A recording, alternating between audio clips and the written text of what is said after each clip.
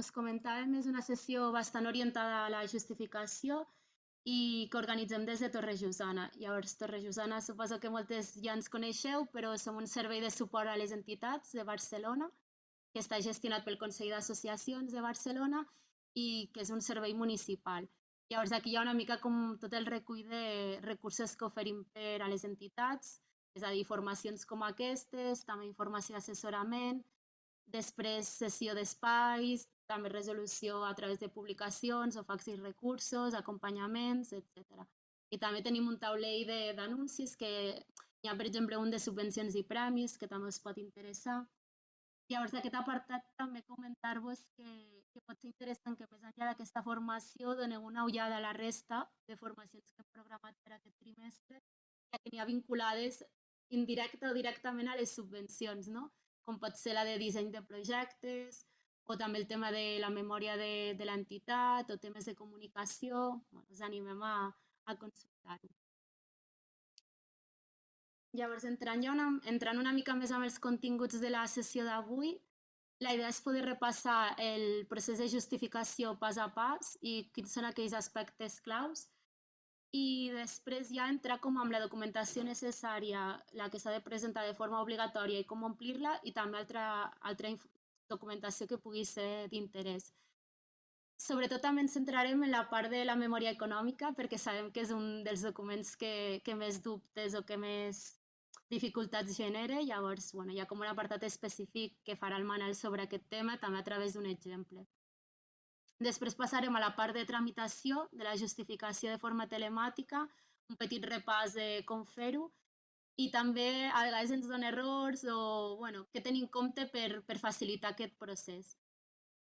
I bueno, un petit apartat d'errors freqüents i evitem-los, també una mica del que hem anat recollint dels districtes, de les tècniques i tècnics de districte i dels òrgans gestors, i obrirem un espai de resolució de dubtes sobre el tema.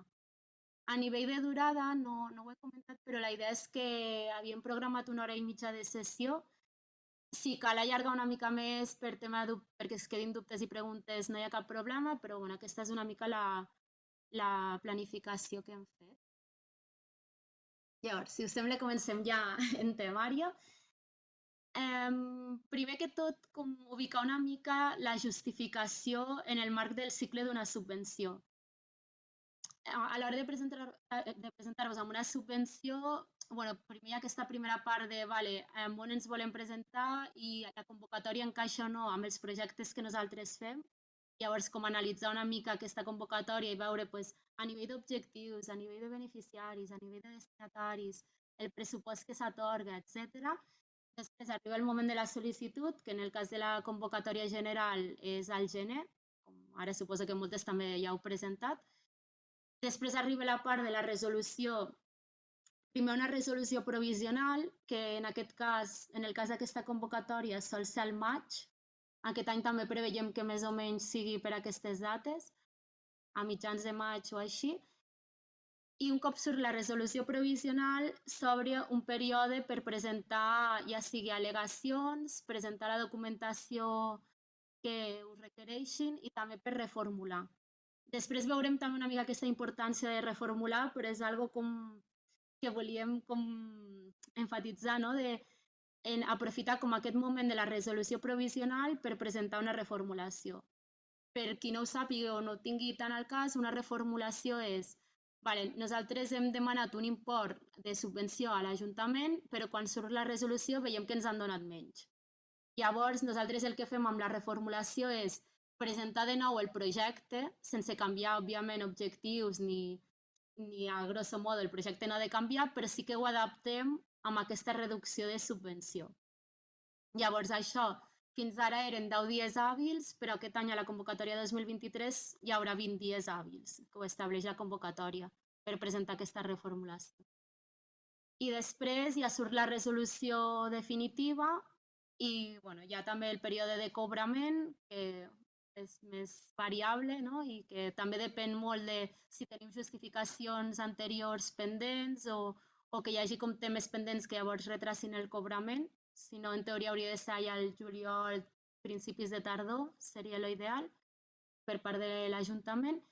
I després ja arriba el període de justificació, que el període de justificació en aquest cas és de 2 mesos, o sigui, el termini màxim per presentar-ho és de 2 mesos des de la finalització del projecte subvencionat. És important com el tema projecte subvencionat perquè fa referència tant a la data indicada en la sol·licitud del projecte, és a dir, quan vau presentar la sol·licitud al gener, o bé si heu presentat alguna reformulació o modificació del projecte i heu fet algun canvi de data doncs, i s'ha aprovat, es té en compte aquesta última. Llavors és important com tenir-ho clar això. Per exemple, un projecte que finalitzava el 31 de desembre del 2022, el termini màxim per presentar la justificació a l'Ajuntament de Barcelona és el 28 de febrer. Serien com aquests 2 mesos. Això és important també tenir en compte, sobretot els projectes que a vegades posem que el termini d'execució és, per exemple, de com sol una setmana, no? Que a vegades ens hem trobat, no? De projectes que fan un festival un dia molt concret i posen que el projecte s'executa de l'1 d'abril al 31 d'abril. Clar, això ens enganxa com una mica els dits, no? Perquè significa que llavors, des del 31 d'abril, heu de presentar la justificació 2 mesos després. Llavors, sempre la nostra recomanació és poder eixamplar aquest període d'execució, ja que més enllà del dia que feu una activitat en si, podeu anar tenint factures o despeses d'organització, de logística o factures que arriben posteriorment durant tot aquest període. Llavors, aquesta seria com una mica el tema a tenir en compte. Pel que fa a la justificació, s'ha de presentar també de forma telemàtica, igual que la sol·licitud. I bueno, aquí us hem enllaçat el tràmit per a que pugueu entrar-hi directament, si no ho tenim a mà. I aquí també una mica com el consell referent a la justificació o la recomanació seria també com poder anar realitzant aquest seguiment tècnic i econòmic a mesura que es va executant el projecte i no fer-ho al final un cop acabe, perquè llavors potser ens donem compte de ostres, aquesta part o aquesta activitat no l'hem fet o ens falten factures d'aquest tema o el que sigui. Llavors la idea és poder anar-ho recopilant com durant tot el procés del projecte, és a dir, anar fent el seguiment tècnic i econòmic d'aquest. I una altra recomanació també seria com poder tenir tota la informació i documentació organitzada, ja sigui les factures i comprovants de pagament, ja siguin les imatges de les activitats, el material gràfic que genereu, i això també facilita una mica i fa més senzill el procés de justificació. Doncs, per exemple, una carpeta que digui sol·licitud de subvenció i el nom del projecte i dins d'aquesta la part de la sol·licitud i que hi hagi com el document bàsic 2 que vau presentar, per exemple, el justificant, una altra carpeta que ja sigui justificació i allí pot estar com organitzat per memòria econòmica, ara veurem els documents, però com els diferents documents que calen, i després, per exemple, les factures també agrupades, que normalment pot ser interessant ja agrupar-les per les partides que després veurem que cal justificar. Però bueno, una mica com aquesta feina prèvia per després no haver de córrer o veure que falta alguna cosa i tenir poc marge de solventar-ho. No sé si fins aquí crec que el Manel està contestant algunes preguntes que van sortint al xat i que moltes les resoldrem després, però qualsevol dubte ja en feu-lo. I entrarem ja als passos a seguir per presentar la justificació. Llavors, un primer pas és preparar la documentació necessària per a poder fer-ho, en base als models establerts que ofereix l'Ajuntament de Barcelona. Un segon pas seria tramitar la justificació i un tercer pas, que aquest no està en un pas però també tinguem-ho en compte, és que hi ha la possibilitat que hi hagin requeriments d'esmenes a la justificació presentada. Després veurem com se'l dona aquest pas o quin és el procediment en aquest sentit. Llavors, la documentació a presentar, hi ha 4 documents que són obligatoris presentar en el cas d'aquesta justificació. Un d'ells és la instància de justificació, un altre la memòria d'actuació, un altre la memòria econòmica, que aquesta hi ha 2 models, explicarem després com saber quin hem d'utilitzar. Hi ha el model genèric com de memòria econòmica i un altre model que és amb IVA deduït. Després veurem amb quin ens hem de quedar. i un quart document que és la declaració responsable i relació de factures. Com veieu, si ja us heu presentat més cops en aquesta convocatòria respecte a l'any passat no han canviat els documents. El format i tot és el mateix i el que es demana és pràcticament el mateix. I un cinquè document és la carta de reintegrament, que aquesta, per norma general, no l'haureu de presentar a no ser que, pel que sigui, hagueu de retornar tota la subvenció perquè no heu pogut realitzar el projecte o no heu pogut realitzar com a mínim la meitat del projecte, ho veurem en detall després, o bé si s'ha de retornar una part de la subvenció. Després ja veurem com aterritzar tot això, però aquest document no sempre i en molts casos no s'ha de presentar. Llavors, aquesta documentació la trobem a la pàgina de subvencions de l'Ajuntament de Barcelona, que ara, si hi entreu, a dalt de tot hi ha la convocatòria general de subvencions per a projectes i activitats del 2023. Llavors, hem de baixar i buscar la del 2022. I en aquesta del 2022 és on està com tota la documentació de la justificació. És a dir, bueno, hi ha també la modificació del projecte, la guia per a la tramitació, telemàtica, la instància, la memòria, bueno, tots els documents que hem anat comentant i també l'enllaç al tràmit. Llavors, aquí és important veure que hi ha dues versions d'aquests documents. Una versió és per a Microsoft Office, que és en format Word i Excel, que són els que surt al títol, o sigui que no especifica res. I després hi ha una versió per programari lliure. Això aquest any ha estat així perquè abans se les penjava com en versió Microsoft Office, però llavors les persones que utilitzaven qualsevol tipus de programari lliure donava força problemes, llavors aquest any ja s'ha penjat com cada model amb les dues versions per evitar aquests errors. Llavors aquí seria anar descargant com aquests documents que ens requereixen. Com una part prèvia és que molts documents dels que omplirem, que ara veurem com omplir-ho, ens demanen el codi de subvenció. Per saber el codi de subvenció, una manera de buscar-lo, de poder trobar aquest codi, és a través de la resolució definitiva de l'any, en aquest cas de l'any 2022, el PDF aquell que és tan llarg, on surten com tots els projectes i que s'ha atorgat a cada un, i en aquell document buscar-vos i el nom de cada projecte, bueno, aquí veiem una captura de pantalla d'un exemple, però buscar el nom del projecte o pel NIF de l'entitat sol ser més fàcil, un control F i NIF de l'entitat, i aquí sortirà com cada codi. Sobretot si hem presentat, més d'un projecte, vigilar que sigui el codi corresponent, perquè a vegades potser és el mateix àmbit i tot, però el codi canvia. I llavors, aquí ja és aquest número que és com, tots comencen per 22S, llavors ja és com un número assignat amb un guió i 3 numerets. I aquest és que el demanen pràcticament a tots els documents que heu de presentar, cal que tingueu aquest número a mà.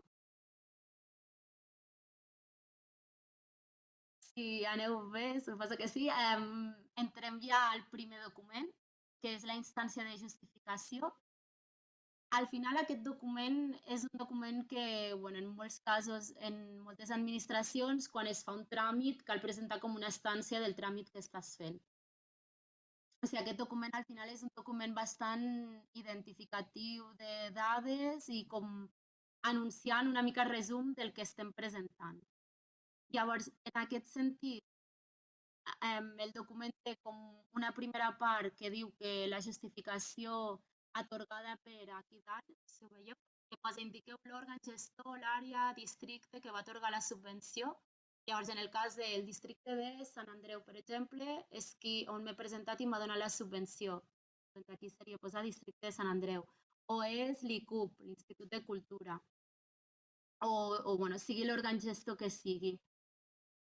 Després hi ha una part de dades identificatives de la subvenció, que seria el nom de persona jurídica, que en el cas d'entitat seria el nom de l'entitat, el codi de subvenció, que justament comentàvem ara, el nom del projecte subvencionat, l'import de la subvenció atorgada i també el període d'execució del projecte.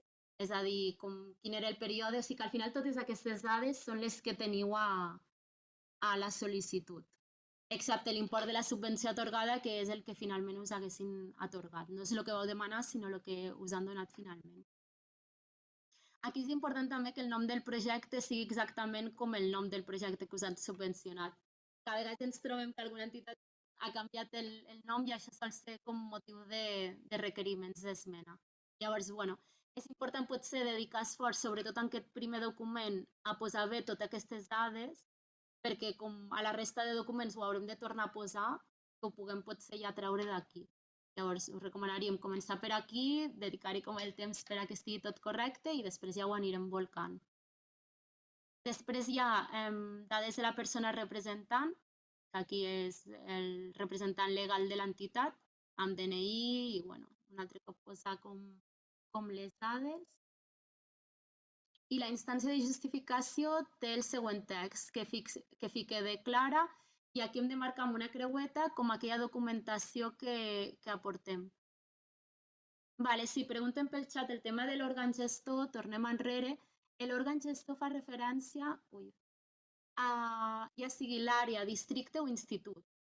Llavors, per exemple, en el cas de l'àmbit de cultura, que és de l'A, l'òrgan gestor és l'Institut de Cultura, és a dir, l'IQ.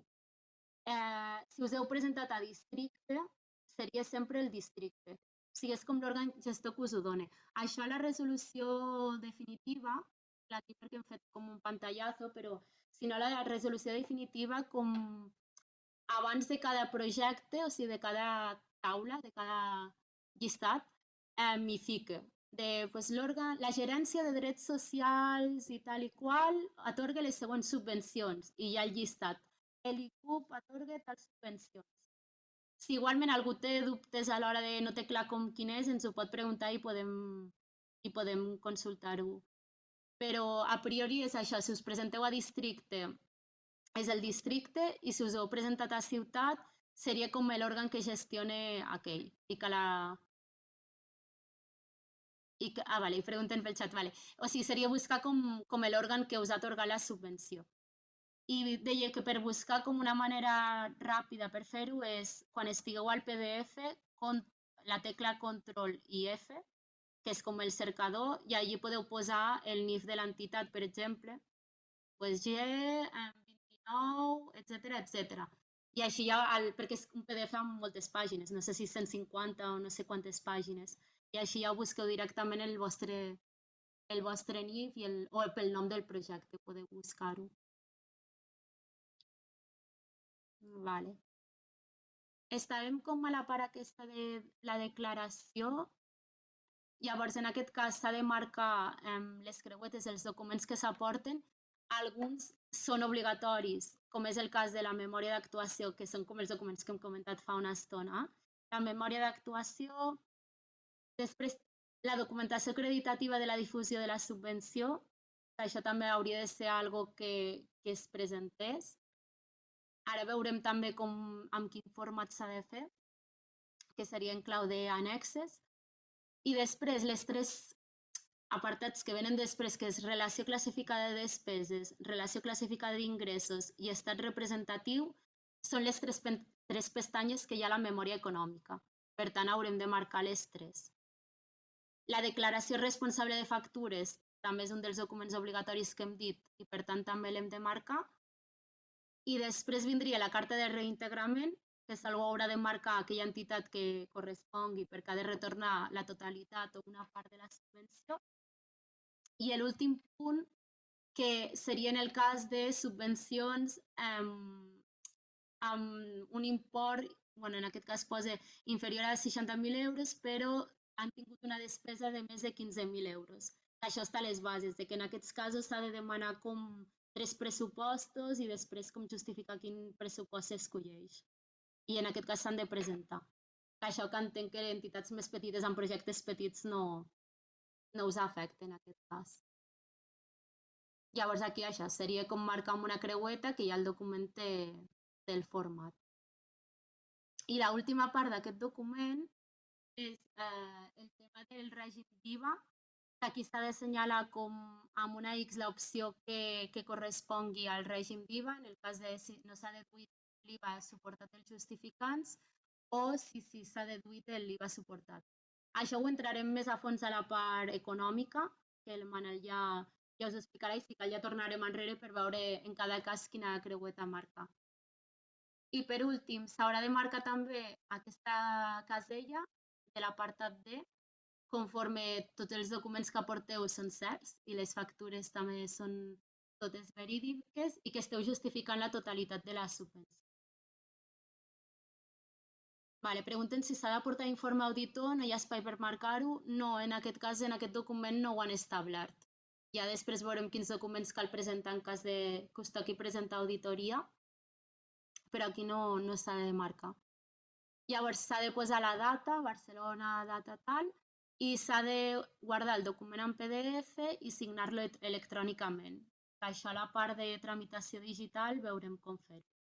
Això és molt important perquè al final tots els documents que aneu generant han de ser en aquest format, guardats en PDF i firmats digitalment per part del representant legal. Vale, això seria la instància de justificació, que és merament a nivell informatiu, com una mica un resum de tot el que es presenta.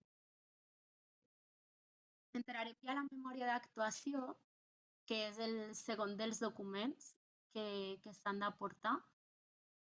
En el cas de la memòria d'actuació és bàsicament explicar què heu fet al projecte, és a dir, què s'ha realitzat, què s'ha executat i quins resultats heu obtingut amb el vostre projecte. Llavors, en aquesta memòria d'actuació, com una manera ideal de completar-la és poder tenir al costat el document bàsic 2, és a dir, la sol·licitud que vau presentar, i anar comparant, o sigui que al final ha de tenir coherència el que vau posar al document 2 que faríeu amb el que finalment heu fet. Pot haver-hi desviacions o variacions? Sí, però l'objectiu i com el sentit i tot ha d'anar en la mateixa línia. No podem ara dir, mira, vam dir que faríem això i hem fet una altra cosa completament diferent. O sigui, al final ha d'anar en consonància. A més, veureu, si feu aquest exercici de tenir el document 2 a un costat i a l'altre costat la memòria d'actuació, veureu que els apartats, els títols, o sigui, com els blocs que hi ha, són pràcticament similars. O sigui que no us estan demanant una cosa diferent amb una estructura diferent, sinó que és pràcticament el mateix. Llavors, això, en aquesta memòria també l'important és explicar això, si hi ha hagut desviacions o variacions, que és possible que n'hi hagi, explicar els motius i també com a entitat, doncs, com aquest aprenentatge que s'ha realitzat, o vale, no s'ha fet així, però com a entitat s'ha reconduït i s'ha fet d'aquesta altra manera, o sigui, explicar una mica com s'ha gestionat el tema. Llavors el mateix, que cal signar el document. I ara veurem com el format de la memòria d'actuació, però una de les coses que hi ha és un apartat d'annexes, que aquí és on s'ha d'ajuntar, ho podeu fer com o sigui, és a dir, ajuntar-ho en un mateix document a la memòria d'actuació o podeu fer un document a part d'annexes, això com preferiu. Però en aquests annexes és on s'ha d'ajuntar com tot aquell material complementari del projecte. És a dir, no sé, el vostre projecte era fer tallers amb joves sobre feminisme, m'ho invento, doncs aquí presentar els cartells que heu fet vinculats a aquestes activitats, o si heu fet un tríptic, o si heu fet com una pàgina web especial o un apartat dins de la pàgina web, les fotografies dels tallers, o si heu fet algun vídeo, algun material gràfic, és a dir, que pot ser tant físic com virtual. Si ho teniu en físic, doncs és qüestió d'escanejar-ho o fer fotografies i poder-ho annexar.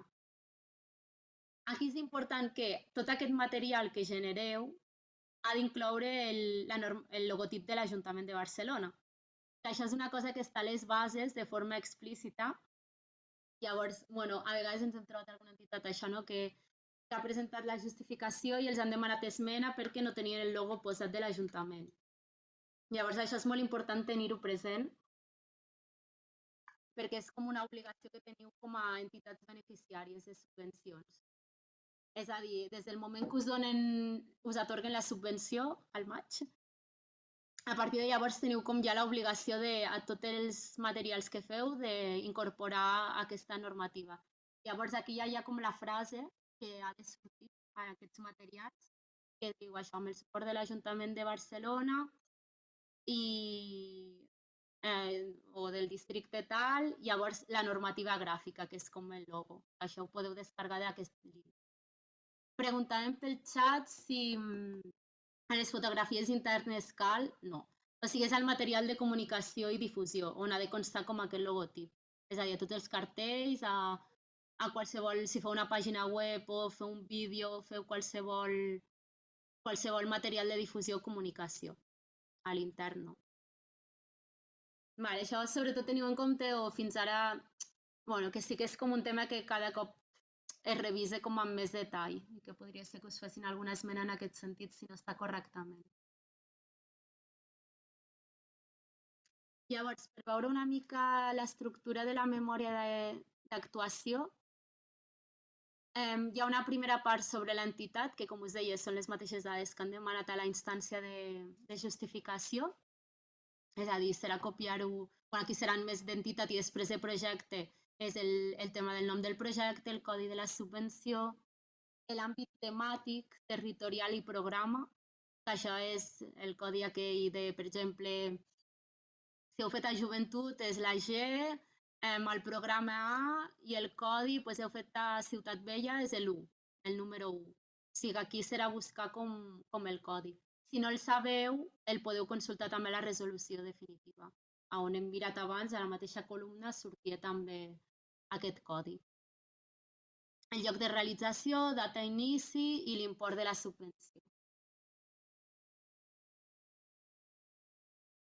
Llavors, hi ha la part més descriptiva, que inclou com aquest primer apartat on s'ha d'explicar... Vale, pregunta el Jordi que entenem que tot fins ara gira al voltant de la subvenció inicial, però si hi ha reformulació... Espera que no puc acabar. Anirà lligat a la reformulació. Sí. Correcte. Quan parlem... Sí, Manel, si vols tu. No, disculpa. Simplement és això, Jordi. Tu ara mateix presentes la sol·licitud, clar, i ningú sap exactament si ens atorgaran exactament el que hem demanat o menys. Aleshores, quan sortirà la resolució, vale, que serà cap al mes de maig, disposareu d'un temps, crec que són 10 dies hàbils, per a que pugueu reformular aquesta proposta inicial.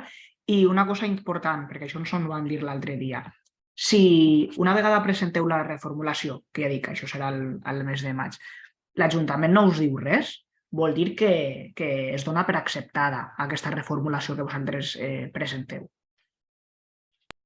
Sí, el termini com legal que s'estableix a les bases és de 3 mesos. Llavors, si en aquest termini no s'ha donat, no us han revocat com la reformulació, s'entén que està aprovada. Llavors, pel que preguntava el Jordi, és a dir, tu quan presentes la reformulació i és aprovada, aquest passa a ser el teu projecte subvencionat, tant pel que fa a la memòria d'actuació com pel que fa a la memòria econòmica, com per a tot. Sí, passa a ser el teu projecte subvencionat, aquesta reformulació aprovada. És a dir, ja no es té en compte el que vas presentar al gener a la sol·licitud, sinó es té en compte com l'última versió. I és en base a aquesta que hauràs de fer la memòria econòmica, etc. No sé si hem respost a la pregunta.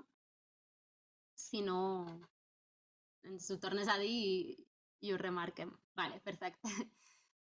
Llavors, aquí, bueno, igualment també si heu presentat una modificació, és a dir, una cosa és la reformulació, que teniu uns dies hàbils per fer-la durant un cop surt la resolució provisional, però una altra opció que podeu fer al llarg de tot el termini del projecte és la modificació.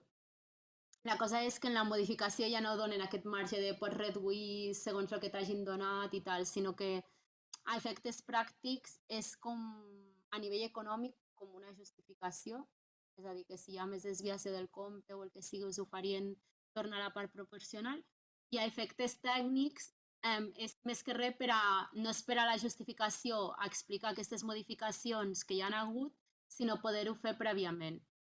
Llavors, en el cas de les modificacions, sí que s'han d'aprovar o denegar de forma explícita per part dels òrgans gestors. Dit això, aquesta descripció l'haurem de fer en base a aquest projecte subvencionat que dèiem. Llavors, aquí és sobretot explicar com aquestes modificacions que hi ha hagut i quins motius hi ha hagut d'aquestes desviacions. Doncs, per exemple, quan va passar el tema del Covid i la pandèmia, era molt clar, no? De no es podia, o quan va haver com una punta també de casos, no es podien fer activitats de forma presencial, llavors hi havia modificacions de les activitats i van passar a fer-se virtuals o no, i va haver-hi com canvis. Llavors s'explicava com aquests canvis i aquests motius. Un exemple, no? Després vindria la part de justificació del projecte, és a dir, en aquest punt hem d'explicar, sobretot també agafant el que vam posar al document bàsic 2, com en base a el que nosaltres vam dir que era una necessitat i que hi havia com uns antecedents previs, com s'ha complementat això respecte a l'execució real. Si realment a l'hora de fer-ho hem vist que s'ha constatat aquesta necessitat prèvia o aquests antecedents, o si, una mica com comparar-ho, no? De nosaltres veiem aquesta necessitat i per això fem aquest projecte i al final com ha estat. I referent a les persones destinatàries, una mica el mateix. Al principi, a la sol·licitud o al reformulat, ja explicava una mica quines serien, doncs aquí és detallar una mica més ja com ha estat aquesta participació, si teniu números, doncs també està bé posar-ho, no? Hem fet tants tallers amb una mitjana de 15 persones per taller, o desglossar taller per taller o activitat per activitat. Hem fet un festival on hi ha hagut una participació de 150 persones, m'ho invento. I també detallar no sol, o sigui, com més detallat tinguem, és a dir, no sol persones, sinó si el col·lectiu al qual nosaltres treballem és joves, doncs poder com desglossar-ho i desgranar-ho una mica. I aquí això seria com finalment què ha sigut. A nivell d'assoliment d'objectius, una mica el mateix, és a dir, nosaltres ens havíem plantejat un objectiu general i específics, llavors com s'han assolit o no aquests objectius o quines desviacions s'han produït. És a dir, ens plantejàvem tal i doncs, hem assolit o no aquest objectiu o sol una part o sol en certa mesura degut a què i explicar el motiu. És a dir, una mica la comparació.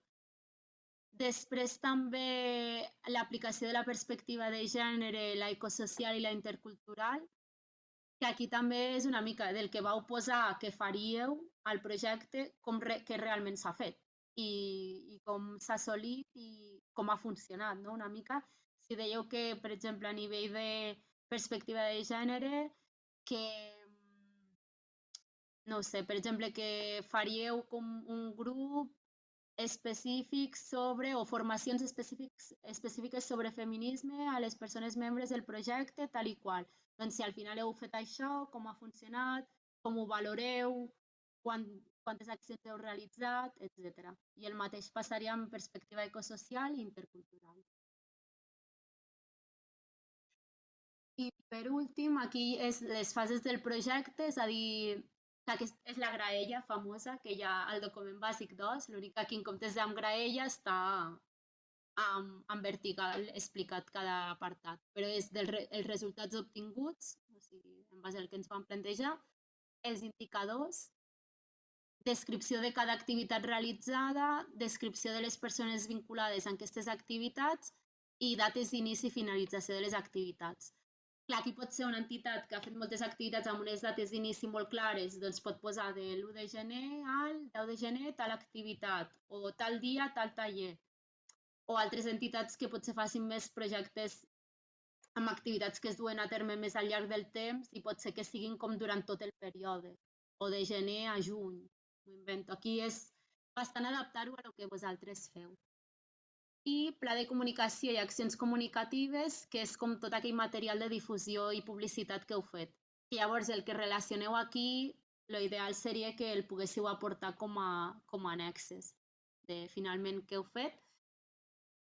I després també la part dels criteris específics, que si recordeu aquesta part a la sol·licitud, és d'explicar en base al programa, l'àmbit i programa que us presenteu, hi ha un seguit de criteris específics de valoració, que això ho trobeu a la convocatòria. Doncs en base a aquests, com al final, i que vau posar al document bàsic 2, com al final s'han aplicat aquí. I, bueno, per últim, la part, aquesta sí que és l'última part del document, que és la part més de recursos humans, recursos propis, bueno, que al final que s'ha fet servir.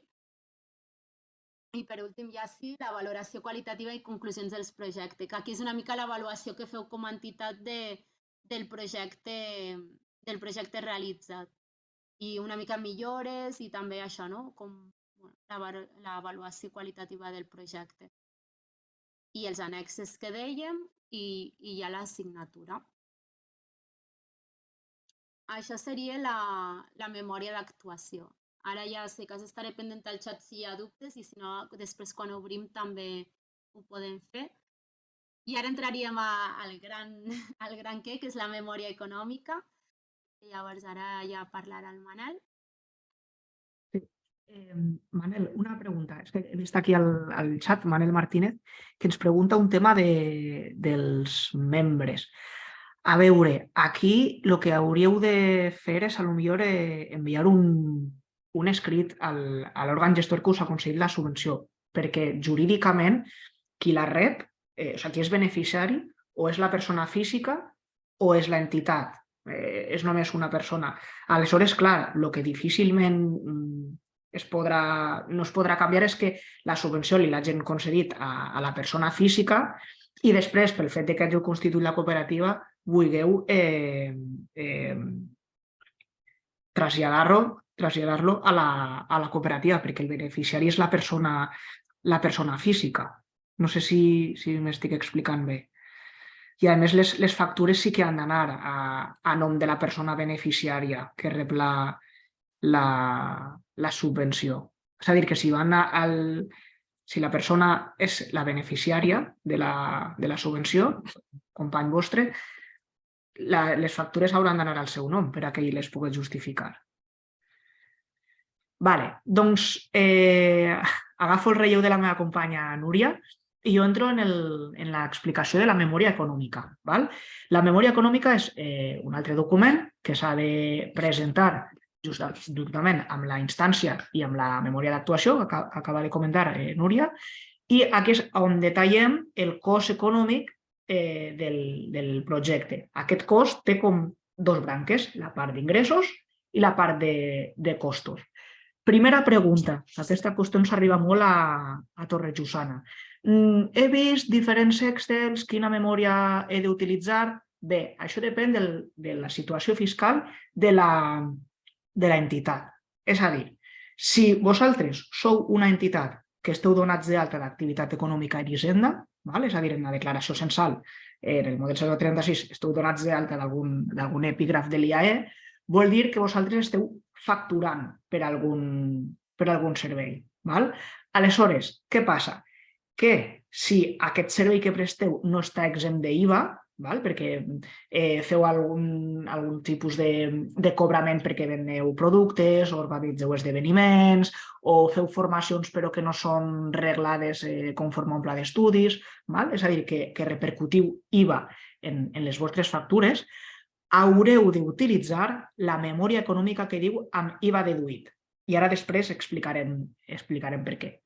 Si sou una entitat que els ingressos que teniu són de quotes de soci, d'alguna donació, de la pròpia subvenció, o factureu, però la vostra activitat està exempta d'IVA perquè feu activitat cultural, o sí que feu una activitat educativa que sí que és reglada i per tant entra dins del marc de l'exempció de l'IVA, o feu serveis d'assistència social que també són exempts d'IVA, aleshores utilitzareu l'Excel de memòria econòmica a seques, és a dir, el primer document. Aleshores, tenim clar que hi ha dos plantilles, que la informació és la mateixa, l'únic que canvia l'estructura pel tema fiscal.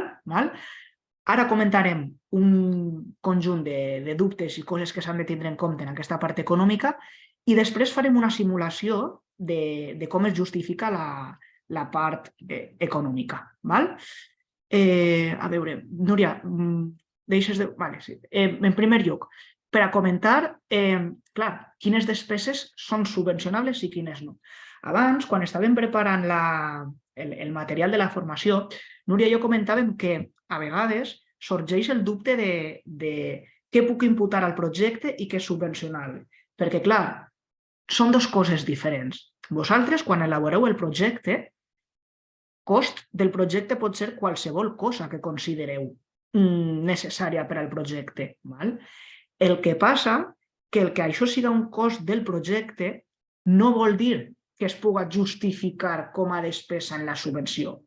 Un exemple paradigmàtic que ens passa moltes vegades és que ens arriba a Torre-Jusana la consulta de mira, és que nosaltres l'activitat que hem organitzat som una entitat de veïns i el projecte que presentarem serà un cicle de cinema, val? Els diumenges a la tarda a la seu de la nostra entitat.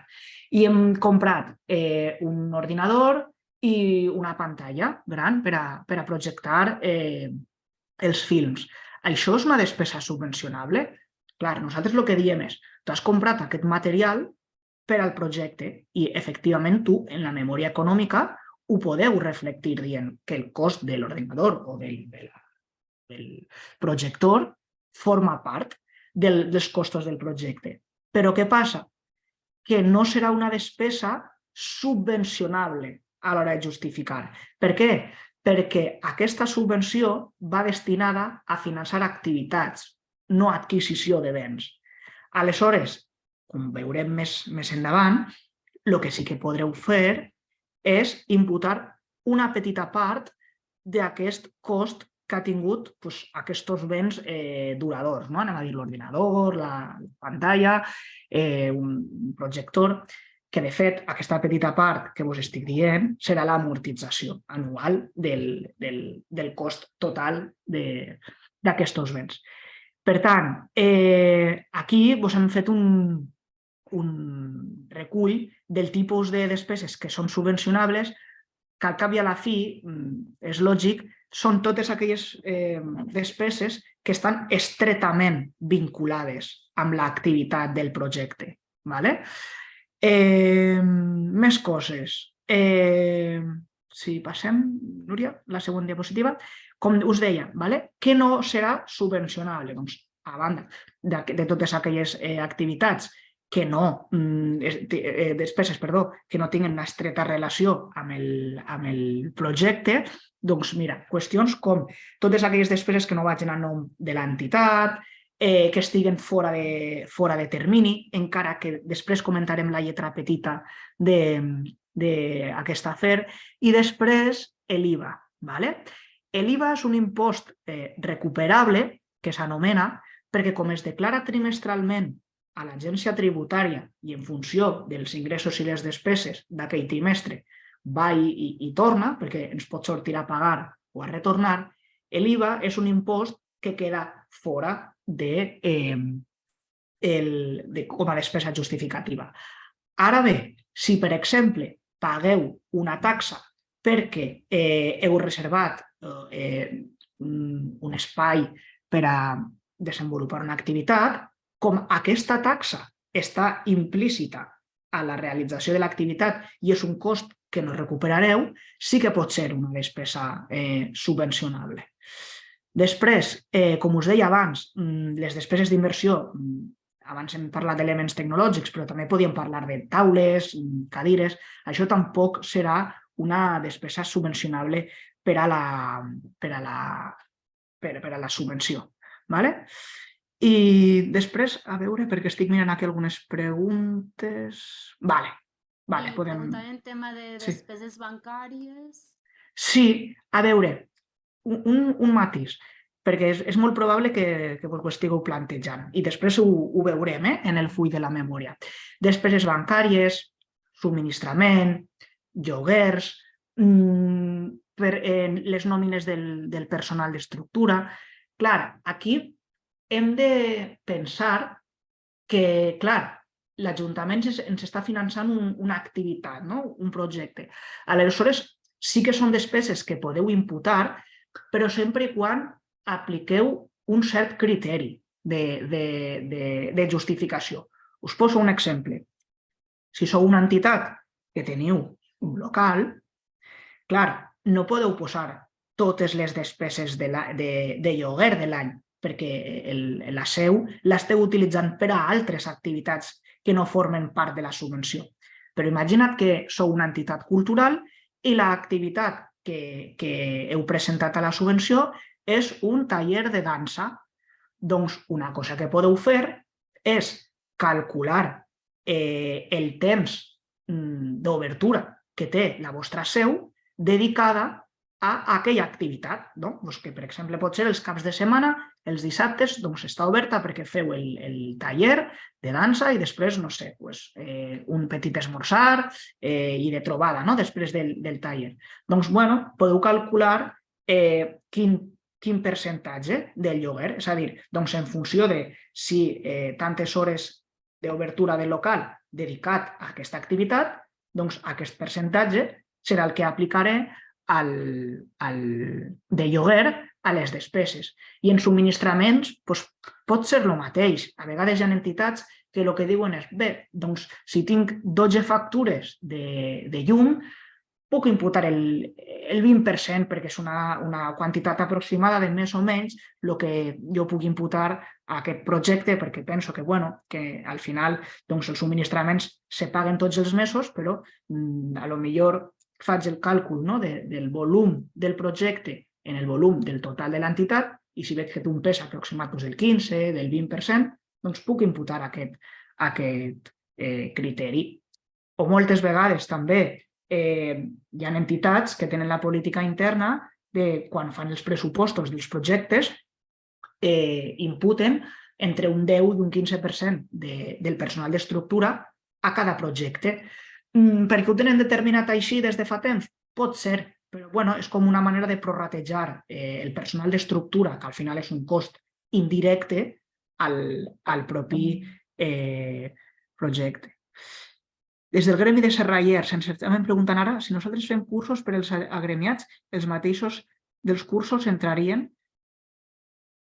Vale. Per exemple, jo entenc que el gremi de serrallers el que ens està preguntant és que el que presenta a la subvenció és la realització d'uns cursos.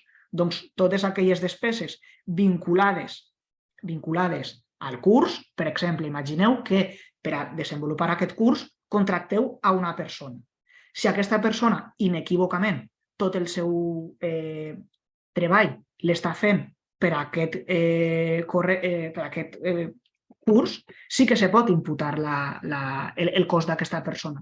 El que no es pot fer és, per exemple, agafar el sou de la gerència i imputar-lo tot a aquesta activitat, perquè no manté aquesta relació. Potser de gerència se pot dedicar, no sé, com us deia abans, un 5, un 10%, com si fos un cost indirecte.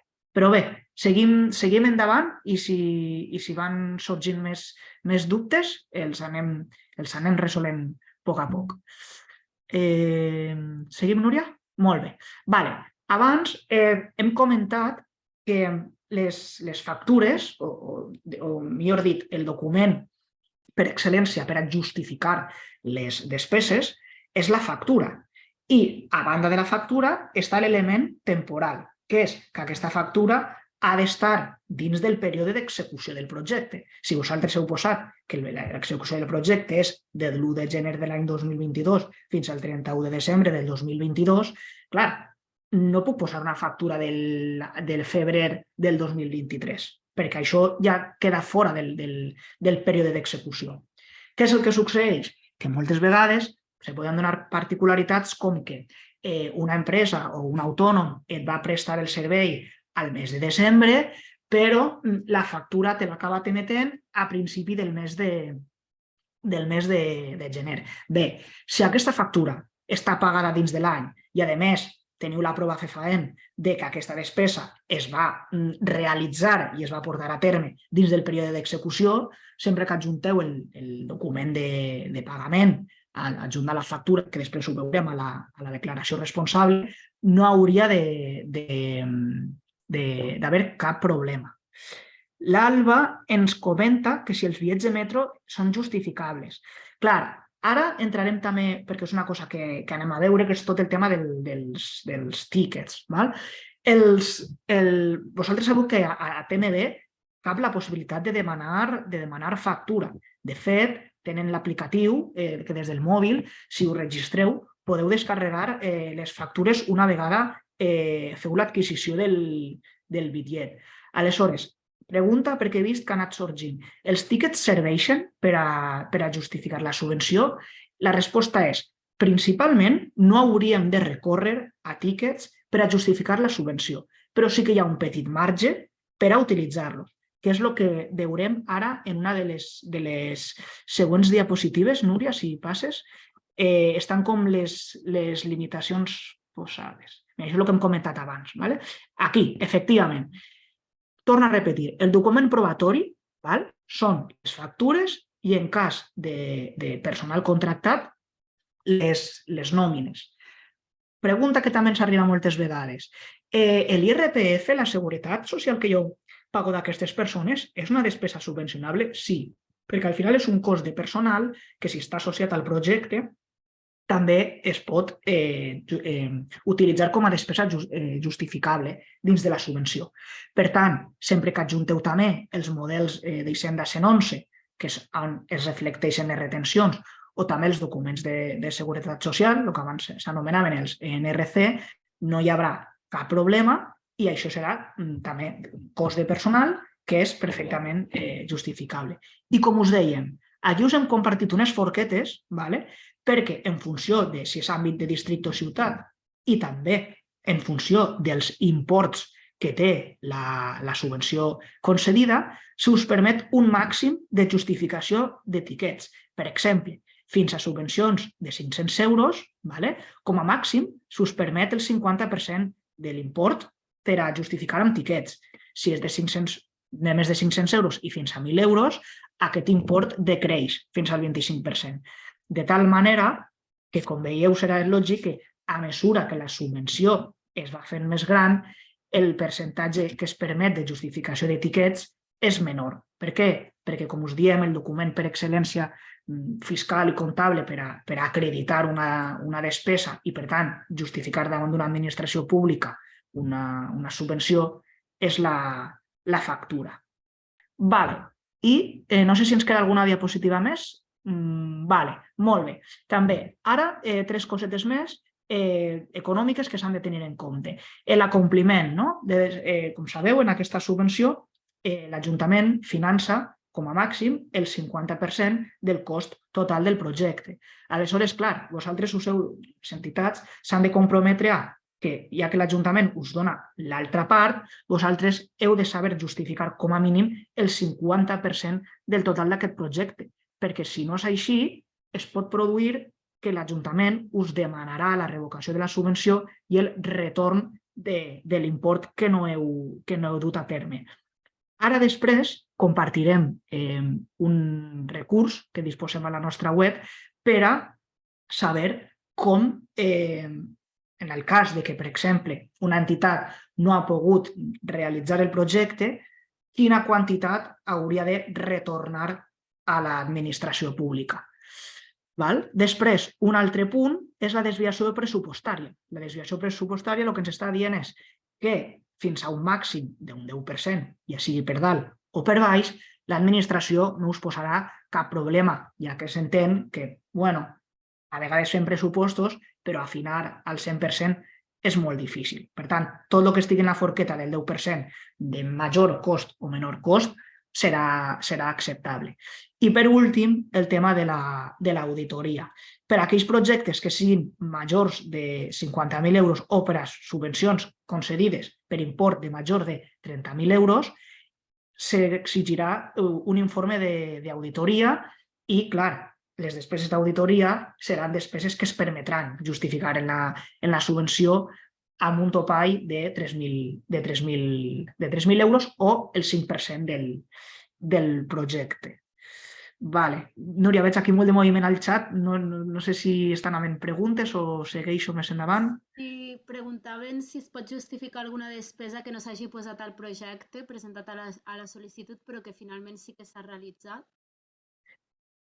A veure, un aclariment. A la memòria a la memòria econòmica del projecte, vale? Que ara ho compartirem, aquí es posen totes les despeses que formen part del projecte. Aleshores, pot passar que, per exemple, diguereu, mira, és que no havíem contemplat, no sé, material fungible. És una partida que a vegades no se li dona molta importància i al final hem tingut 300 euros o 500 euros de material fungible. Pues no sé, perquè vam comprar cartolines, paper... Bueno, encara que potser al pressupost inicial no ho posares, sí que es permet una certa flexibilitat de canvi de partides. Però al final el que importa, que és el que estàvem comentant abans, és que no pot haver una desviació pressupostària superior o inferior al 10%. Això sí que s'ha de mantenir. Vale? I, com us dèiem, l'auditoria o per a projectes que superen 50.000 euros amb independència dels diners que et dona l'Ajuntament es requerirà auditoria o, si són subvencions concedides per import major a 30.000, també es requerirà l'informe d'auditoria. Vale, si et sembla, Manel, avancem a la part de la memòria econòmica. Sí. Marisa, sí, per acabar. Lo de les despeses del banc és el que et deia abans.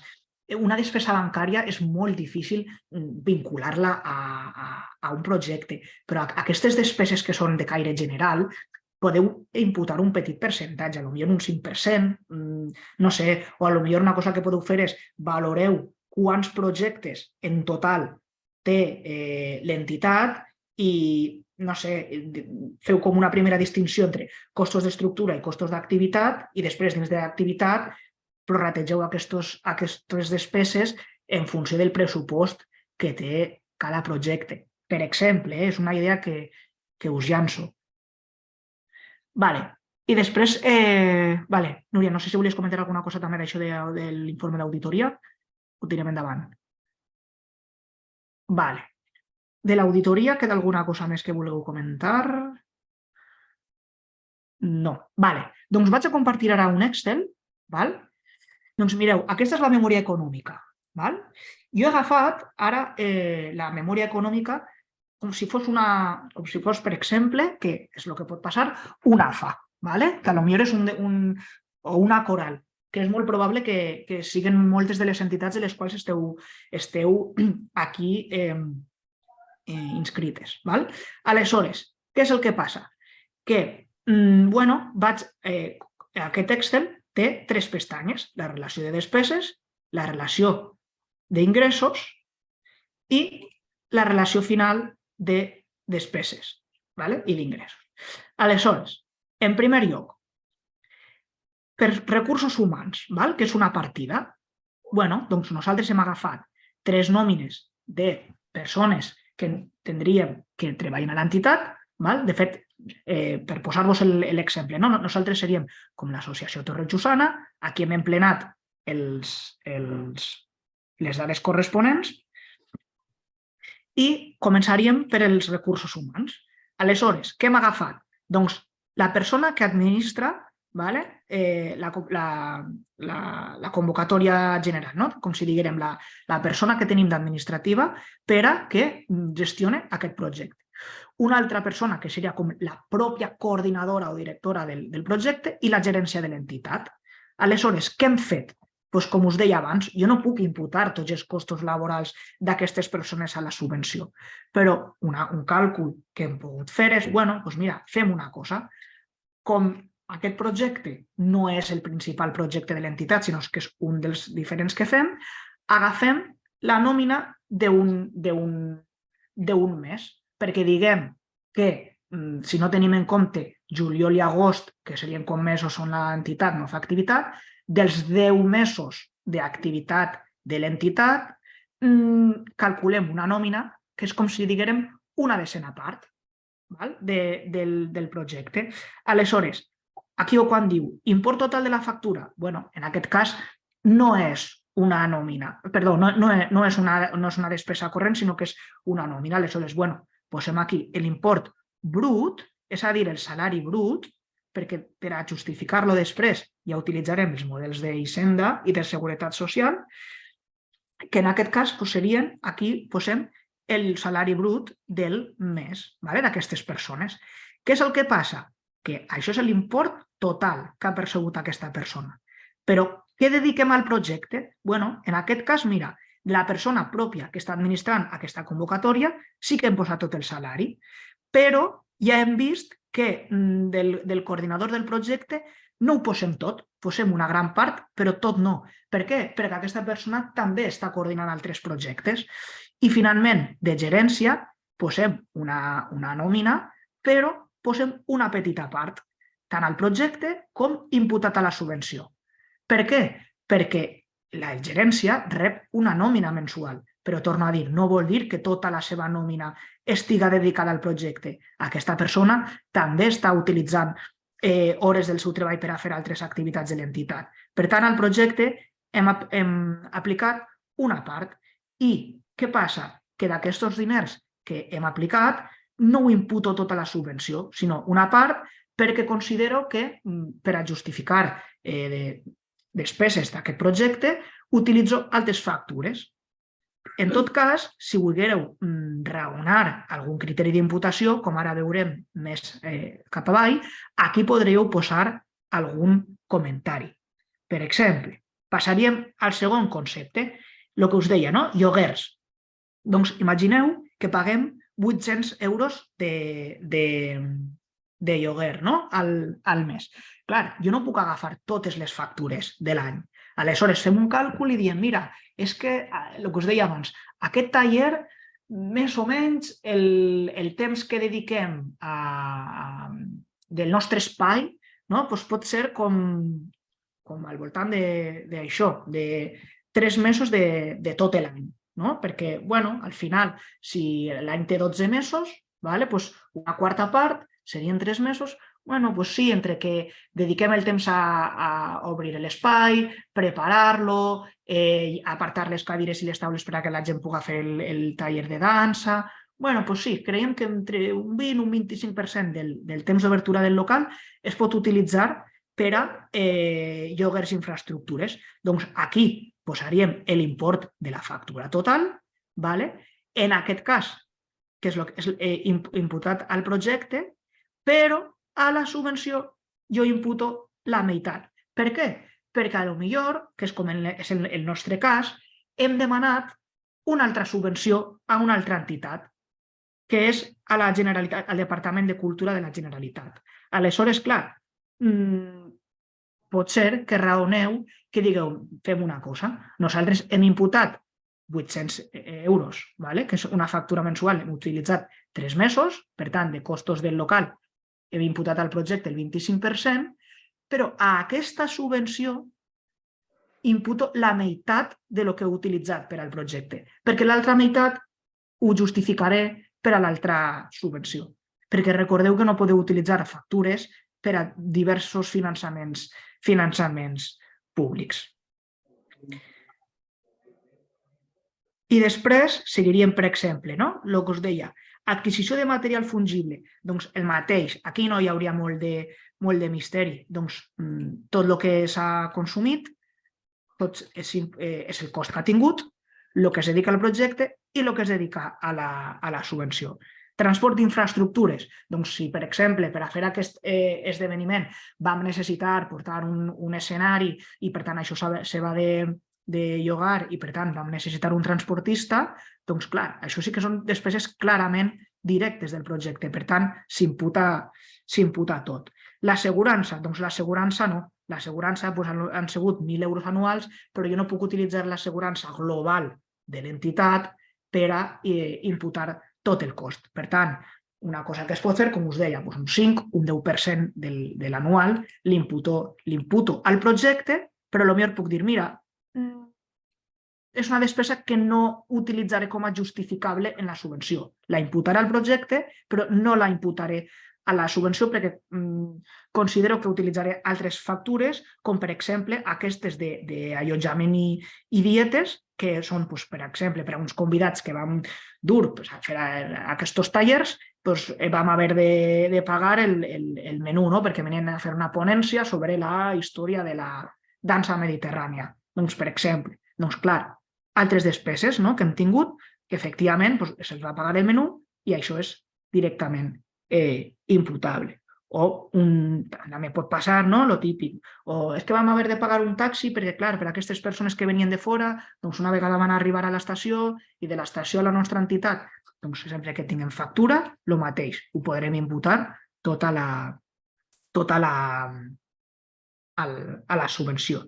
I treballs realitzats per altres empreses, doncs el que us deia, imagineu-vos que contractem una empresa d'acústica i servei o fotografia i vídeo en streaming, doncs, per exemple, aquí, en acústica i servei, sí que va tot al projecte, però potser hem agafat algun tema audiovisual que ha servit també per a la nostra pàgina web o per a altres projectes i no ho imputem tot ni al projecte ni a la subvenció.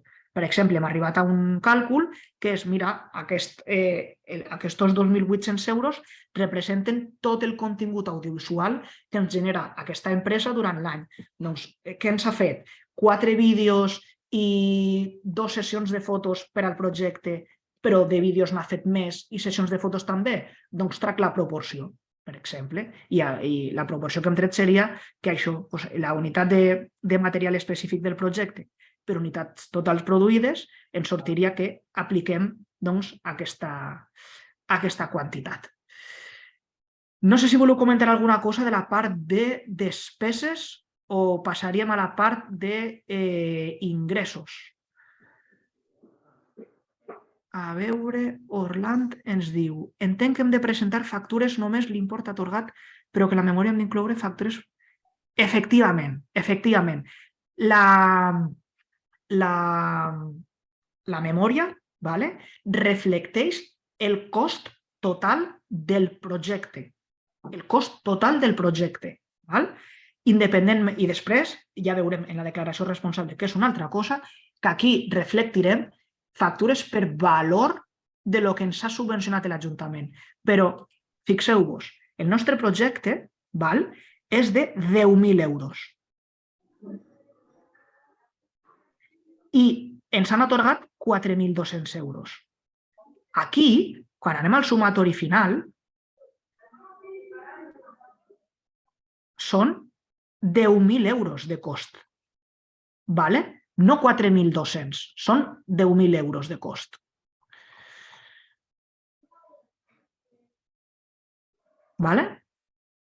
I ara passaríem a la relació d'ingressos.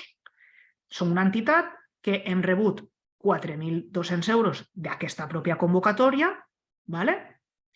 Aquí el Departament de Cultura de la Generalitat ens atorga 1.600 i recursos propis de l'entitat que són quotes de socis. Per tant, amb això seria el total dels 10.000 que rebríem. Aleshores, què passa? Que nosaltres no cobrem taquillatge perquè som una entitat de voluntariat i tampoc cobrem els tallers. De tal manera que passaríem a la tercera fulla, i aquí és el que comentàvem abans, que dèieu previsió inicial o reformulació, modificació aprovada. Clar, perquè poden passar dues coses. Pot passar que vosaltres presenteu la sol·licitud i vos diguen, efectivament, aprovem el vostre projecte i us donem la quantitat que heu demanat. Doncs aquí, en la columna de fons blanc, posaríeu el mateix pressupost que vau posar a la sol·licitud. Però el que sol passar és que reformulareu. I en el nostre cas, nosaltres vam reformular. És com si al mes de maig vam reformular. Aleshores, aquestes dades que nosaltres estem posant aquí, en la línia blanca, són els imports reformulats que vam presentar al mes de maig. Què passa? Que no som futuròlegs i no ho sabem tot. Aleshores, què passa? Que nosaltres de recursos humans havíem pressupostat 3.000, però al final han sigut 2.600 i pico. De lloguers havíem calculat 3.000, bueno, al final han sigut 2.400. De material fungible ha sigut el doble. De transport havíem pressupostat molt més. Vull dir que han hagut variacions entre partides, però al final les despeses sí que han sigut els 10.000 euros que havíem considerat. Ara bé, com dèiem abans, si tinguérem una desviació d'un 10%, no passaria res. És a dir, l'Ajuntament accepta que pugueu utilitzar, que pugueu, dir així, tindre un desajust d'un 10%, tant per sobre com per davall, perquè s'entén que potser quadrar les xifres a nivell exacte és molt difícil, encara que nosaltres sí que us recomanem que intenteu quadrar-lo a l'import que us van atorgar. I després, en la columna d'ingressos, passaria el mateix. Per què posem en subvenció municipal el mateix import que import obtingut? Perquè a l'haver presentat la reformulació ja sabíem que ens donarien 4.200. És a dir, el nostre projecte és de 10.000, però si farem el supòsit, potser el nostre projecte en primera instància era de 15.000 euros i havíem demanat 7.500. Per tant, s'ha reduït. L'Ajuntament ens ha donat 4.200 i nosaltres el que hem fet ha sigut rebaixar l'expectativa. Però, com se'ns va aprovar la reformulació, perquè, com diem, no vam rebre cap negativa, ja hem posat les dades que hem rebut de la reformulació. Per tant, aquí han hagut també desajustos, perquè l'única dada real que sabíem era la de la subvenció, però, per exemple, pensàvem que la Generalitat ens donaria 2.000 i al final ens ha donat 1.600. O recursos propis, al final hem hagut d'aportar molts més perquè pensàvem que potser vendríem merchandatge de l'entitat i al final només vam poder fer una rifa i vendre 3 dessuadores i 2 tasses de l'entitat i diversos calendaris i loteria, per exemple. Havíem fet una pressupostació molt més alta de venda de productes, però finalment de productes hem venut molt menys i ho hem cobert amb els recursos propis. De tal manera que al final conciliem els ingressos amb les despeses i així quedaria resolta la memòria. Si voleu obrim ara un període de preguntes perquè canviaré d'Excel i comentaré un moment lo del tema de l'IVA. No sé, Núria, si hi ha alguna cosa que s'ha pogut quedar com a pregunta. Crec que més o menys les hem anat responent. Alguna se m'ha passat, revisaré i si no torneu-la a formular. I sí, continuem. He comentat que anem una mica malament de temps, o sigui que allargarem. Com estem enregistrant la sessió, si algú ha de marxar abans o el que sigui, mira. tindrà el material. I el tema María del José, bloqueig de les files sí, de l'Excel. Esteu comentant una cosa, vaig a deixar de... Mireu. Vaig a compartir la pantalla real. Mira, aniríem aquí i posaríem subvencions Ajuntament de Barcelona. Entraríem.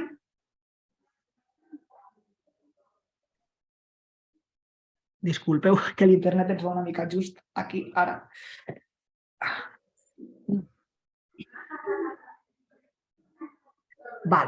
Aquí faríem control F, posaríem general, aquesta és la d'enguany, intro, i arribaríem a la de l'any 2022. Sempre que pesqueu el puntet groc, vol dir que són convocatòries d'ajuts que estan en període de justificació. I faríem justificació. I aquí descarregaríem la memòria. Descarrego el document i què és el que passa? És que les macros, no sé què, molt fàcil. Botó dret del ratolí, propietats, i aquí baix, on diu general, a seguretat, ficaríeu desbloca, acceptar, i per tant, obrireu el document i ja no tindreu cap problema i podreu inserir files. Aquesta pregunta ens ha arribat bastant a Torre-Jussana, per tant, penseu que és per un tema de seguretat, però que en el moment que desbloquegeu de la manera que us hem ensenyat, no hauria d'haver més problema. Aprofito que tinc obert aquest document, el que passa és que ho tenia en xifres, però bueno, ho puc comentar, que no sé si us heu fixat que la memòria que he descarregat ara és la de amb IVA deduït. És la mateixa memòria. L'únic que passa és que aquestes dues columnes són noves. Aquestes dues columnes en l'anterior model no estaven. Aquesta memòria, com hem dit, va per a aquelles entitats que presten serveis i, per tant, facturen amb IVA. Aleshores, es poden donar dues situacions. Que l'entitat presti serveis amb IVA i, per tant, no realitzi regla de prorrata, és a dir, tots els ingressos que té són amb IVA. Aleshores, el que passaria és que l'única cosa que s'hauria de fer és que aquí se posaria l'import de la factura, el que us deia abans. Per exemple, imagineu-vos que estem a la part de lloguer. Doncs 800 euros seria l'import de la factura total. Però què passa? Que realment aquests 800 ja portarien l'IVA i estem dient que l'IVA no és una despesa subvencionada. Doncs realment seria 800 euros partit 1,21 perquè l'IVA no entraria. Per tant, aquesta despesa, 661 amb 16, seria l'import d'IVA que nosaltres podríem aplicar com a despesa subvencionable. Altre aspecte, que és quan se complica més la cosa. Què passa si som una entitat que per una banda tenim ingressos de quotes de soci que estan exemptes d'IVA i per una altra facturem activitats amb IVA i activitats sense IVA? Que aquí tindríem el que s'anomena la regla de la prorrata. Ho vaig a comentar molt ràpidament perquè d'avui no és una sessió fiscal, però la prorrata és aquell percentatge, anem a dir així, aquell promig, que ens diu quin IVA ens podem deduir. És a dir, de tot l'IVA que hem pagat de despesa durant l'any, què em puc deduir? Doncs imagineu-vos que tinguérem una prorrata del 85%. Doncs tu aquí informes del IVA que tindries, per exemple, de la prorrata que tindries. Imagina't un 85%. Per tant, aquí el que hauríem de fer seria els 800 euros, que són l'import amb la factura, ho dividiríem entre 1,21, ens dona aquest import, però ara això ho multiplicaríem per 1,015, perquè és la part d'IVA que jo sí me puc deduir. Per tant, augmentaria una mica la despesa que jo me puc deduir, perquè del 21% d'IVA jo me puc deduir un 85%.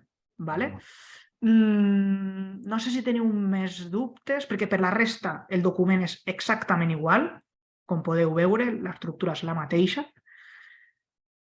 De la declaració responsable, dir-vos que, perquè és una pregunta que ens arriba també molt a Torre-Jussana, quins documents hem de posar a la declaració responsable, quins no?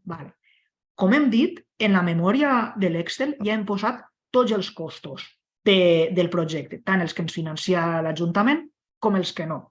De tal manera que a la declaració responsable el que fem és reflectir factures per import equivalent a la subvenció. És a dir, en el nostre cas, no sé si recordeu que era un projecte de 10.000 euros i l'import finançat per l'Ajuntament eren 4.200 euros.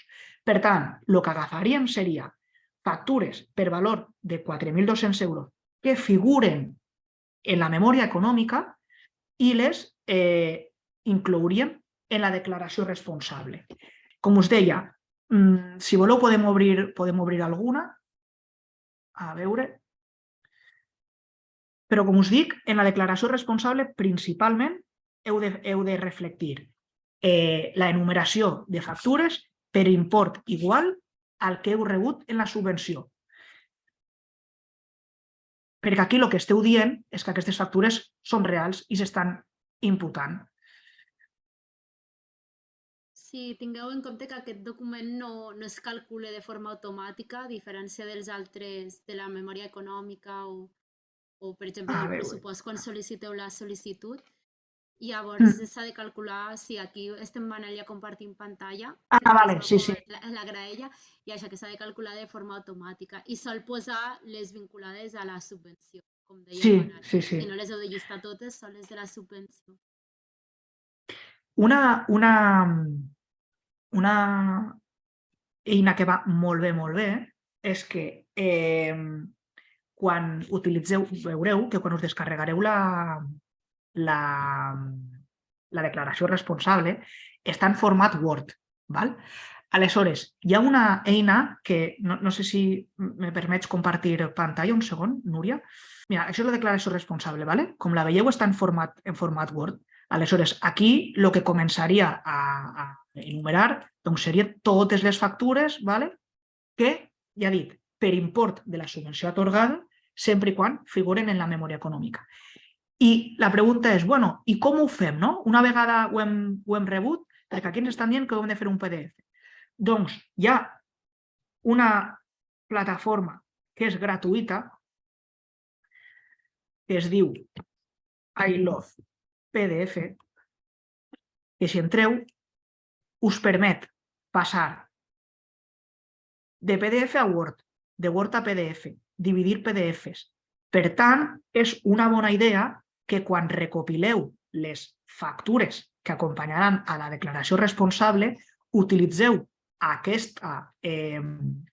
aquesta plataforma perquè, per exemple, aquí clicaria i ficaria seleccione documentos de Word. Doncs ja posaria la declaració responsable i aniria posant les factures, de tal manera que després ho podria convertir en un únic PDF. I pregunta del milió. Què passa si no me cap tot en un document?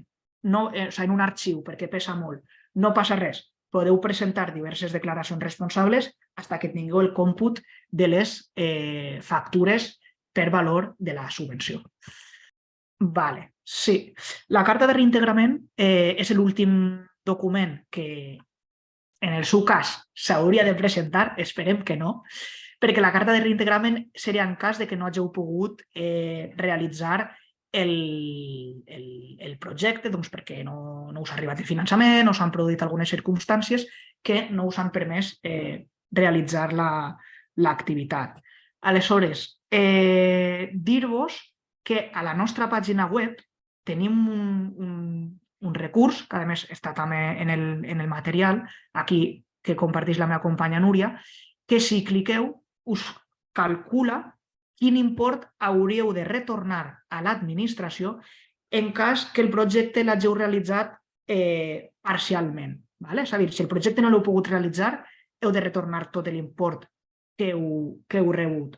Però si havíeu fet almenys el 50% de lo que heu rebut, hi ha un calculador vale, que està a la nostra pàgina web que us diu la quantitat proporcional que hauríeu de retornar a l'administració. I hi ha qualsevol dubte amb això, que amb aquesta part hem fet així més ràpid, ens podeu consultar i podem mirar el cas en concret i ja fer-ho.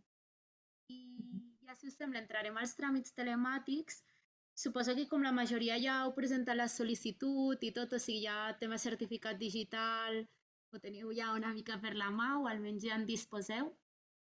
Llavors, aquí sol volíem remarcar com, bueno, varis com coses i recomanacions prèvies a tenir en compte, que, per exemple, utilitzar el mateix navegador durant tot el procés, també tenir com els arxius en una mateixa carpeta, també, sobretot, els noms dels arxius que siguin curts i sense accents o caràcters especials. Molts cops, quan aneu a presentar la documentació, dona error per aquest tema.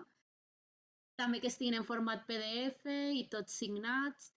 Llavors, en cas de que tingueu dubtes sobre com signar els documents en PDF, aquí us hem fet una mica com la ruta de com fer-ho, que amb això no entrarem perquè ja hi ha aquí l'explicació i si hi hagués dubtes ens podríeu contactar. Llavors, el primer pas seria anar a buscar l'enllaç al tràmit, que el trobareu aquí. A vegades això genera dubtes perquè és el mateix link que la sol·licitud de subvencions, és a dir, hi ha un únic enllaç a tràmit per la convocatòria general. I allí és on es fa tot, tant la sol·licitud com l'annexió de documents, etc. sí que és sempre el mateix, que seria aquest, cliquem a iniciar el tràmit, i llavors ens demanaran que ens acreditem amb un certificat digital vàlid. És molt important que a l'hora de presentar la justificació es faci amb el mateix certificat digital que vau fer la sol·licitud. És a dir, per a que es puguin vincular els expedients i funcioni correctament cal que sigui amb el mateix certificat. Ara veurem què passa si hi ha hagut canvis a la Junta o situacions vàries, però s'hauria d'utilitzar amb el mateix certificat. Llavors, amb l'IDCAT mòbil, o si ho heu fet amb l'IDCAT, o amb el certificat de representant de persona jurídica de la Fàbrica Nacional de Moneda i Timbre. Us identifiqueu. I aquí és el tema que comentàvem, no? Què passa si hi ha hagut canvis a la Junta durant el procés, sobretot AFAS també que canvien molt, o altres entitats. Doncs al final seria que si ho havíeu fet amb certificat digital de persona física, ara caldrà que ho feu a través del tràmit del registre electrònic genèric, és a dir, no ho podreu fer a través de l'annexió de documents, sinó s'haurà de fer a través d'aquí. I si ho havíeu fet amb el certificat digital de representant jurídic de la Fàbrica Nacional de Moneda i Timbre, llavors sí que podeu utilitzar el mateix, perquè va associat a l'associació, a l'entitat i no a la persona. Llavors també és important que notifiqueu aquest canvi, més enllà del tema del certificat. Un cop ens hem identificat, aniríem a annexió de documents, que és aquest apartat de baix, i un cop aquí ens fan com omplir totes les dades obligatòries referent a qui fa la sol·licitud d'aquest tràmit, el nom, aquí hauríem de posar persona jurídica perquè som entitat, el nom de l'entitat, el NIF, les dades de contacte. I llavors, una cosa que demana aquí a baix és el número de referència del tràmit. Si no el teniu a mà el justificant, de quan vau fer la sol·licitud, la manera de trobar-lo és a través de la resolució definitiva. O sigui, on hem vist abans que sortia el codi de subvenció, també surt el número de referència del tràmit. Llavors és important que poseu aquest codi correctament, ja que és on es vincularà com tots els documents que pengeu. Confirmeu les dades, reviseu que estiguin totes correctes i llavors ja entrarem a l'annexió dels documents. Abans sí que estava limitat a 3, ho van ampliar a 8, perquè així no calgui fer tants cops el tràmit. I una mica, també la mida, que és 3 megas màxim, si cal reduir, podeu fer-ho a través de... crec que amb I Love PDF també permet comprimir fitxers, o sigui, reduir el seu tamany. I si diguéssiu, mira, és que tenim més de 8 documents perquè m'ha hagut de fer com moltes separacions de documents perquè pesaven molts, doncs torneu a fer el tràmit de nou. Pengeu ara 8 i torneu a començar. O sigui que es poden fer tants tràmits com sigui d'annexió de documents com sigui necessari. Un cop ja tenim annexats els documents, hi ha el tema de confirmació de dades per mirar que tot estigui correctament i un cop li donem a enviar genera un justificant, que en aquest cas us recomanem també guardar-lo, igual que passa amb la sol·licitud. Llavors, pot ser que un cop es faci aquesta revisió tècnica de la justificació us demanin algun requeriment o alguna esmena, ja sigui per temes més de forma, el nom del projecte està malament o no quadra tal cosa amb tal, o més de contingut en si, no? De la justificació econòmica no heu posat, o sigui, el valor imputat a les subvencions no suma el total que hauria de sumar, etc. Normalment es dona un període de 10 dies hàbils i en aquest període heu de tornar a annexar els documents de la mateixa manera que heu fet abans, o sigui, tornar a pujar aquestes esmenes amb el què. Vale, ara mirem els comentaris del xat. Llavors, també és molt important com realitzar una justificació correcta perquè, si recordeu, un dels requisits per optar a subvencions és haver justificat qualsevol altra subvenció atorgada per l'Ajuntament. És a dir, si no tanqueu com un expedient de justificació, no cobrareu la subvenció de l'any següent en cas que us hi presenteu. Llavors, per això és molt important, si hi ha esmenes, si hi ha el que sigui, poder-ho solventar i donar resposta amb aquestes. I ja per últim, volíem compartir com aquesta diapositiva d'errors més freqüents i com evitar-los, que potser són coses una mica així que dieu, ostres, que bàsic, però que ens hi hem trobat i si vols comentar-ho, Manel, i llavors ja obrirem el torn de preguntes si queda alguna pregunta. No, molt ràpidament. Bueno, a banda de lo que ha comentat abans Núria, de lo del codi de subvenció, que moltes vegades no, és que no trobo el codi de subvenció, tal. Bueno, doncs, a banda d'això, és important signar els documents en la signatura electrònica. De fet, abans hi havia una pregunta que ens havíeu dit que si calia identificar les factures.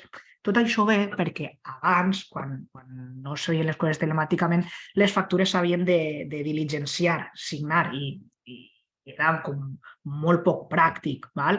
Aleshores, penseu que a l'estar fent les coses telemàticament i tu comences un procediment i el tanques i tens el resguard i això és signat telemàticament amb la signatura digital, ja és una manera de signar els documents. Vale? És a dir, les factures no cal, però la memòria econòmica, per exemple, que és la que hem vist abans, i la instància i la memòria d'actuació, sí.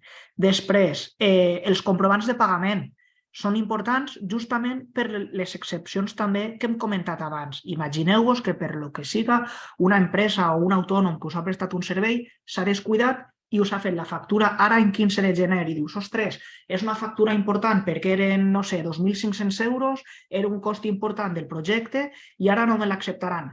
Si teniu el document de pagament que ho heu pagar al mes de novembre o de desembre, podreu adjuntar la factura i no tindreu problema perquè tindreu el comprovant de pagament. Després, el que dèiem també, no? Que quan la declaració responsable, al final, administrativament, una declaració responsable és un document en el que tu te compromets amb l'administració a dir que la documentació que estàs facilitant és veraç i que si l'administració ho volguera comprovar, aquesta documentació la tindríeu sempre perquè és veraç i no és falsa. Per tant, error que moltes vegades pot arribar a passar, que poseu factures en la declaració responsable però que no estiguen en la memòria econòmica. Recordeu, en la memòria econòmica, totes les despeses del projecte. En la declaració responsable, factures que estan en la memòria econòmica, però en conjunt per valor de l'import atorgat en la subvenció. I després, també el que us dèiem, no? Repasseu bé i no poseu factures que no siguen del període, que estiguen fora del període d'execució perquè, llevat dels casos d'excepció que hem comentat abans, si no estan dins del període d'execució, no les acceptaran. I després, això, faciliteu també les nomenclatures, eviteu això, apòstrofs, guionets, accents, comes, poseu noms com bastant estàndard a les denominacions tant dels documents que adjunteu, perquè això evitarà errors de tramitació. I no sé si voleu comentar alguna cosa més per anar tancant. Sí, aquí us hem compartit que ja també el correu que us farem ho compartirem l'especial web que tenim sobre subvencions de l'Ajuntament de Barcelona, que hi ha un apartat específic sobre la justificació, és a dir, el pas a pas de com fer-la i també preguntes freqüents que a més ho anem actualitzant força en base a les preguntes que anem rebent durant aquestes setmanes i aquests dies. Vale? I com us deia la meva companya Núria, si teniu algun dubte ja més concret de la vostra entitat, en parlem. Vale? Doncs Núria, Sí, doncs ho deixem aquí. Moltes baixem la persiana. gràcies. Sí, sí que ja ens hem allargat una mica més del compte, però bueno, esperem que hagi ajudat la sessió a resoldre dubtes i a repassar una mica el procés de justificació. I això teniu, si el projecte era fins al 31 de desembre, teniu fins a finals de mes per presentar-ho, sí que encara hi ha unes setmanes de marge i qualsevol dubte que us sorgeixi, doncs aquí estem. Ja us enviarem demà també tots els materials. Moltes Molt gràcies. bé. Una abraçada. Adéu. Adeu. Gràcies.